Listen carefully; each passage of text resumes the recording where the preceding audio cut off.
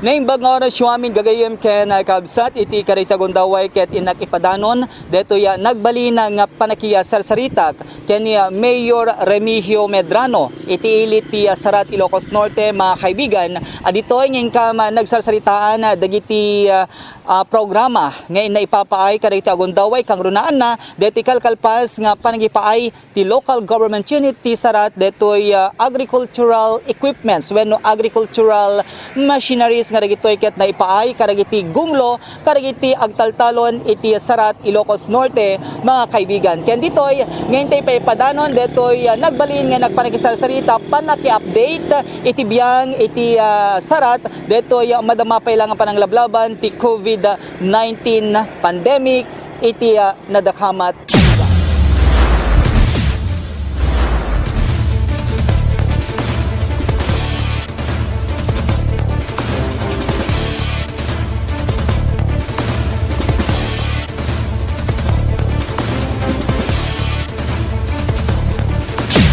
Naikam dagiti yung dumadumang sanghera tayo kan barangay kadagiti yung agricultural equipment. A total of 11 agricultural tractors, 11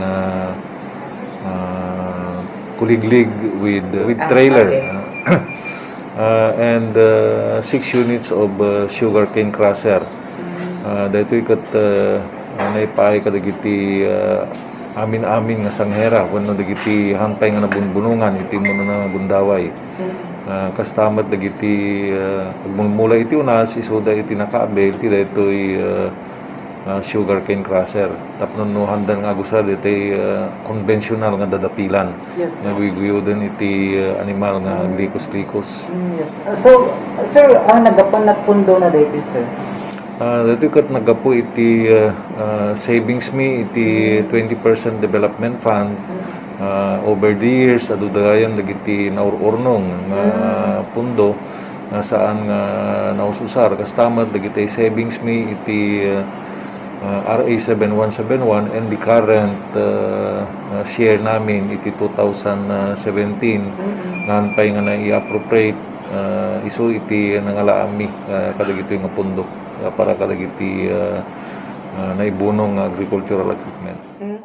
Well, I invited him to join us in the distribution for him to be able to appreciate how the Farmers Association are very close to the Marcos family and knowing trabaho isuna iti office ni Majority Floor Leader Representative Romualdez that I know that he will be able to influence and motivate us in securing additional funds for our agricultural sector. Okay po.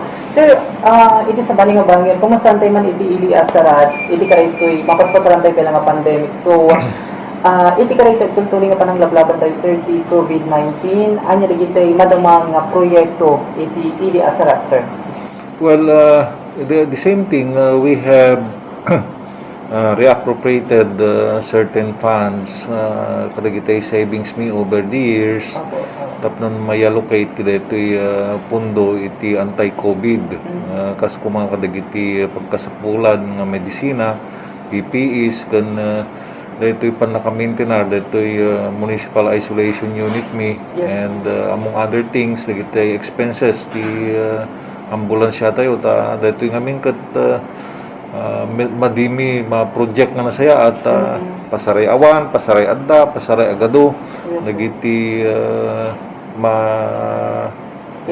cases uno nagiti ma-contact trace ma-isolate nga barangays uno purpurok iso nga we have to look on how to address this situation that we have and we are not only the one in Ilocos Norte.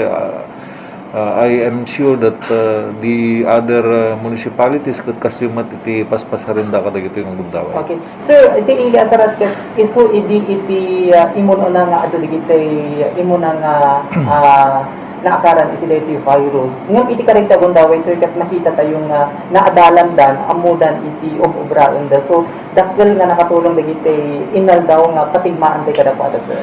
When kan being the first that was badly hit Yes po. with the coronavirus pandemic, iti muna na gundaway ket na kaadal kami iti eleksyon nga income sursurutan ken han nga panagpangas ket maysa kami kadagiti kaalistuan iti contact tracing na iti entero nga probinsya tay nga Ilocos Norte.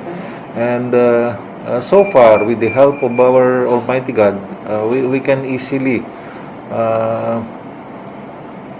suppress the spread of this virus in a particular area with the experience that we have. And true to it, han unay nga agrara-ira dagiti ma-contaminate kuno makaalay dito nga virus na daman dagiti positive. Kaduan na dagiti agpus-positibo nga minitaket dagiti apor han nga maliklikan met nga trabaho da iti sa bali nga ili sa bali iti siyudad Tilawag ken dagiti gapo iti daduma pay nga probinsya na daduma. Okay po. Lastly, apela tayo sir, karigiti kakabsat nga na ikan iti farm equipments, can of course, digiti kakabsat tayo iti sarat Ilocos Norte karita gundaway sir. Kaskunak iti nagibulong kami iti agricultural equipment dagiti naduma-duma nga sanghera ket ipatagda kuma dagiti nga makina nga kasapulan da katulong da iti kataltalunan ta ipatagda nga kas itay asawa da nga rebeng na ket asikaswen da handa nga baybayan tamuyo ti makina handa nga maibaga no anda sakit ko kunana di ka sa pulan iti regular preventive maintenance ken kastamat kita anda ti panagsingil da kadagiti membro da nga agusar kadagiti nga makina tapno damat iti pangalaan da iti operation and maintenance kadagiti nga equipment.